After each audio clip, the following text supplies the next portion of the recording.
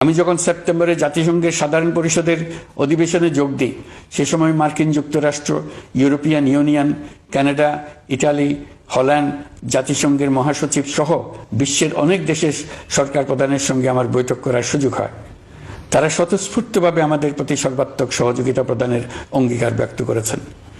নেপাল, মালদ্বীপ, পাকিস্তান সহ প্রতিবেশী বেশ কয়েকটি দেশের সরকার প্রধানের সঙ্গে আমার বৈঠক হয়েছে।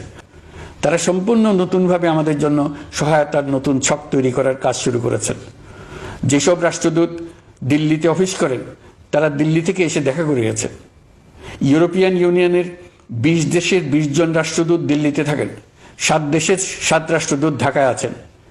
দিল্লি থেকে একসঙ্গে 20 জন রাষ্ট্রদূত সহ মোট 27 রাষ্ট্রদূত সমবেতভাবে আমার সঙ্গে বৈঠক করার জন্য আগামী কয়েকদিনের মধ্যে ঢাকায় আসছেন।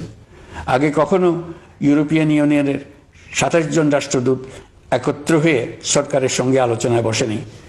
দিল্লি থেকে এই বিশাল সংখ্যক রাষ্ট্রদূত একসঙ্গে বৈঠক করার জন্য কোনোদিন আসেনি। এবার এই কাজটি করার পেছনে আছে ইউরোপিয়ান ইউনিয়নের সমর্থন প্রকাশ করা এবং অর্থনৈতিক ক্ষেত্রে উচ্চ পর্যায়ের সহযোগিতা গড়ে তোলা।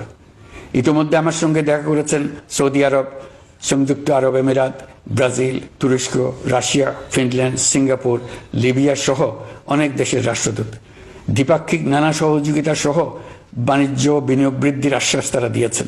বিশ্বের রাষ্ট্রপুঞ্জের মজলিসে আমরা এখন সম্মানিত এবং প্রশংসিত দেশের অবস্থানে পৌঁছতে পেরেছি। এর কারণে পরাজিত শক্তি নানা কৌশল করেও তাদের দিকে দৃষ্টি আকর্ষণ করতে পারছে না।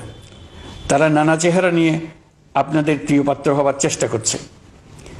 পরাজিত শক্তির ষড়যন্ত্র থেকে নিজেকে মুক্ত রাখুন, দেশকে মুক্ত রাখুন। বিপক্ষ শক্তি যত শক্তিশালী হোক, নাশকতার যত রকম উদ্ভট পরিকল্পনাই করুক, সবকিছু নস্যাৎ করার জন্য প্রস্তুত থাকুন। এবার যে মুক্তি আমরা অর্জন করেছি তা আমাদের কাছ থেকে কেউ যেন ছিনিয়ে নিতে না পারে, তার জন্য সর্বমুহূর্তে প্রস্তুত থাকুন।